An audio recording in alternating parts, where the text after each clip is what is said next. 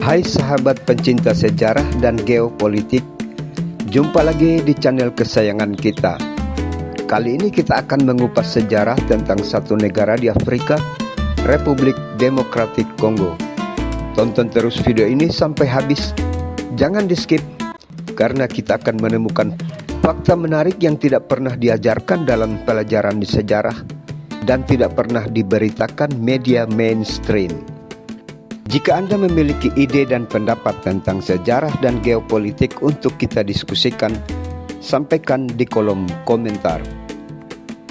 Perjalanan kita dimulai dari negara kecil di Eropa Barat bernama Belgia. Belgia satu-satunya negara Eropa yang memiliki satu-satunya tanah jajahan, dan tanah jajahan itu terletak di Afrika Tengah. Sekarang bernama Republik Demokratik Kongo. Mengapa Belgia hanya memiliki satu-satunya tanah jajahan?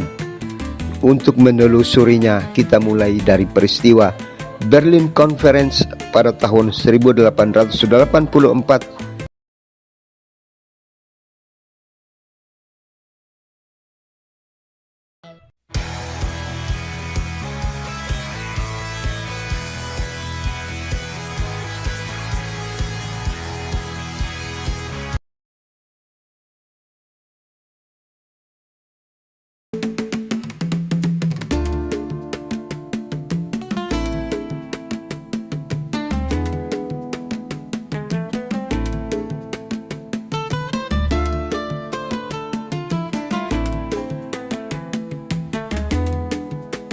Perjalanan kita dimulai dari negara kecil di Eropa Barat bernama Belgia.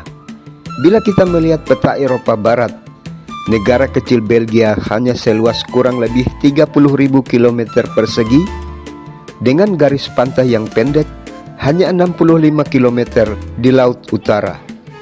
Negara ini diapit oleh negara-negara besar seperti Prancis, Jerman, dan Belanda. Sekilas negara Belgia tidak nampak seperti kekuatan kolonial. Tidak sebesar Inggris, tidak setangguh Perancis, dan tidak segagah Spanyol atau Portugis. Belgia satu-satunya negara Eropa yang memiliki satu-satunya tanah jajahan, dan tanah jajahan itu terletak di Afrika Tengah. Sekarang bernama Republik Demokratik Kongo. Mengapa Belgia hanya memiliki satu-satunya tanah jajahan? Untuk menelusurinya, kita mulai dari peristiwa Berlin Conference pada tahun 1884. Berlin musim dingin 1884. Kanselir Jerman Otto von Bismarck mengundang 14 negara Eropa. Di ruang perundingan yang megah terbentang sebuah peta Afrika. Namun tak ada satupun orang Afrika yang duduk di meja itu. Garis lurus ditarik dengan penggaris. Suku, bangsa, dan budaya diabaikan. Dari konferensi ini lahir aturan baru, effective occupation. Siapa yang benar-benar menduduki, dialah pemilik wilayah. Dengan aturan itu, Afrika resmi dibuka sebagai lahan perburuan. Benua dijadikan kue pesta. Inggris bermimpi menguasai jalur utara hingga selatan, dari Mesir hingga Afrika Selatan. Sebuah visi yang dikenal sebagai Cape to Cairo. Prancis ingin jalur barat ke timur, dari Dakar di tepi Atlantik, menyeberangi Sahara hingga mencapai Djibouti di Laut Merah. Belgia mencengkeram Kongo, menjadikannya milik pribadi Raja Leopold II. Eksploitasi brutal terhadap karet dan gading menewaskan jutaan jiwa. Jerman yang datang terlambat mendapat Namibia, Tanzania, Kamerun, dan Togo. Italia mencoba peruntungannya di Libya, Eritrea, dan Somalia, meski harus menanggung kekalahan pahit di Ethiopia. Portugal mempertahankan Angola dan Mozambik, koloni tua mereka sejak abad ke-16. Sementara Spanyol hanya mendapat potongan kecil Guinea Ekuatorial dan Sahara. Kisah ini dimulai dari Raja Leopold II, penguasa Belgia yang naik tahta pada tahun 1865. Sejak awal, Leopold II merasa negaranya terlalu kecil, terlalu sempit dan tidak cukup kuat di mata dunia. Dia ingin Belgia memiliki koloni seperti Inggris dan Perancis. Tetapi ada masalah. Belgia bukanlah kekuatan militer besar.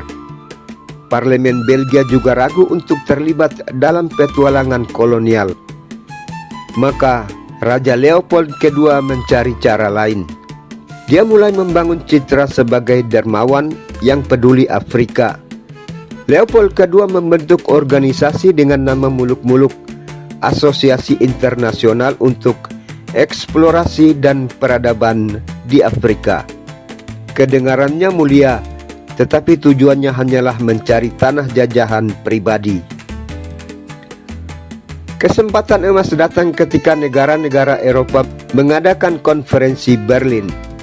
Disinilah peta Afrika dibagi-bagi oleh kekuatan Eropa tanpa melibatkan bangsa Afrika sedikitpun. Leopold II dengan liciknya berhasil meyakinkan para pemimpin Eropa bahwa dia akan mengelola wilayah luas di sekitar Sungai Kongo demi misi kemanusiaan dan perdagangan bebas. Hasilnya, Leopold mendapatkan wilayah seluas 2,3 juta kilometer persegi, hampir sebesar seluruh Eropa Barat. Tetapi wilayah itu bukan diberikan kepada Belgia, melainkan kepada Leopold II secara pribadi. Wilayah itu disebut Etat Independant du Congo atau Congo Free State. Meski disebut Free State, rakyat Kongo justru mengalami salah satu bentuk penjajahan paling brutal dalam sejarah. Sumber daya utama adalah karet. Dunia sedang haus akan karet untuk industri mobil dan mesin. Leopold membangun sistem kuota. Setiap desa harus mengumpulkan karet dalam jumlah tertentu. Jika gagal, tentara bayaran yang disebut force publique akan menghukum. Hukumannya sadis, pencambukan dengan cambuk dari kulit kuda Nil, pemenggalan kepala hingga pemotongan tangan. Potongan tangan dijadikan bukti bahwa peluru tidak terbuang sia-sia. Sejarawan memperkirakan antara 5 hingga 10 juta orang Kongo tewas akibat kerja paksa, kekerasan, kelaparan, dan penyakit. Tragedi ini tidak bisa disembunyikan selamanya. Misionaris dan aktivis kemanusiaan hingga jurnalis seperti Edmund Denemoral dan diplomat Roger Casement mulai melaporkan kekejaman di Kongo. Foto-foto anak-anak dengan tangan terpotong, desa-desa yang hancur, menyebar ke media Eropa dan Amerika. Tekanan internasional pun semakin kuat. Akhirnya, pada tahun 1908, Leopold II dipaksa menyerahkan Kongo kepada pemerintah Belgia. Sejak saat itu, wilayah itu resmi menjadi Belgian Kongo. Meski dikelola pemerintah, bukan lagi milik pribadi raja, eksploitasi tetap berlangsung. Belgia mengambil keuntungan besar dari tambang tembaga, emas, berlian, hingga uranium. Bahkan uranium dari tambang Singkolobue di Kongo dipakai Amerika Serikat untuk membuat bom atom yang dijatuhkan di Hiroshima dan Nagasaki. Namun rakyat Kongo tetap dipinggirkan. Mereka jarang mendapat pendidikan tinggi, akses kesehatan terbatas, dan hampir tidak diberi kesempatan memimpin.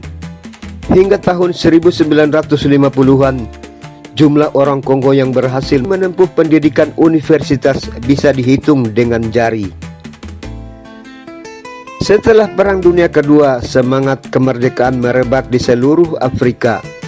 Rakyat Kongo mulai menuntut kebebasan.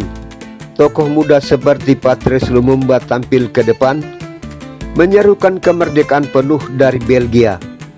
Tekanan semakin besar, hingga akhirnya Pada 30 Juni 1960, Kongo memproklamasikan kemerdekaannya.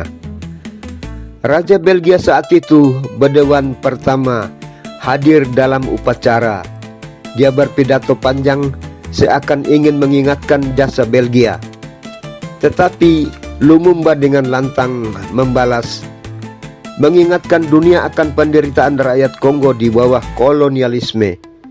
Pidato itu menjadi salah satu momen paling bersejarah dalam gerakan anti-kolonial di Afrika.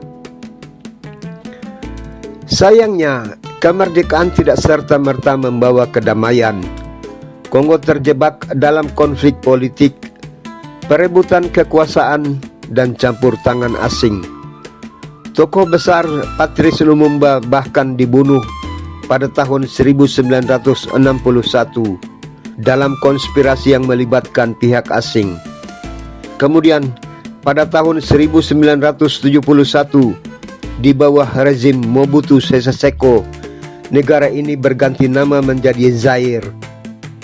Namun korupsi dan pemerintahan otoriter membuat rakyat tetap menderita. Akhirnya setelah jatuhnya Mobutu pada tahun 1997, nama negara dikembalikan menjadi Republik Demokratik Kongo yang bertahan hingga hari ini. Inilah kisah sebuah negara kecil di Eropa, Belgia, yang meninggalkan jejak berdarah di Afrika.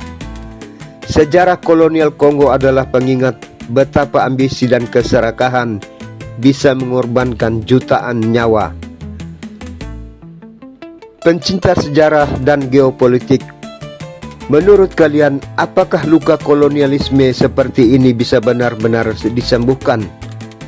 Tulis pendapat kalian di kolom komentar. Jangan lupa like, share, dan subscribe untuk mendukung channel ini agar kita bisa terus membongkar kisah-kisah sejarah yang jarang diberitakan.